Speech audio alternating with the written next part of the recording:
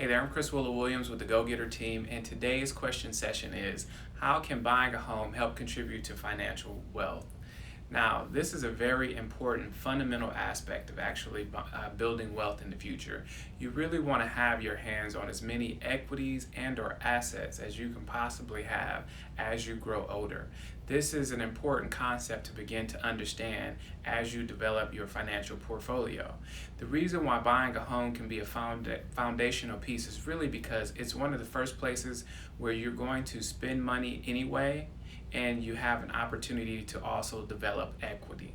So that's one aspect of buying a property. As you make your mortgage payment, which is very similar to making a rent payment, you build equity in a property. And depending on what the interest rates are, like they are really low right now, you can do that even quicker than you could before at lower amounts. What happens typically over time also is as the home increases in value, you will likely build even more equity. So it creates its own compounding effect to give you not only the money that you're spending building equity in your mortgage, but also the money from appreciation value that happens with your home.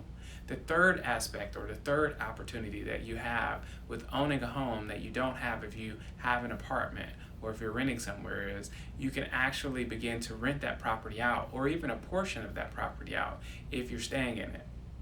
If you move from it and move to some other place, you can rent it out completely and take advantage of someone else paying your mortgage down while the property appreciates in value.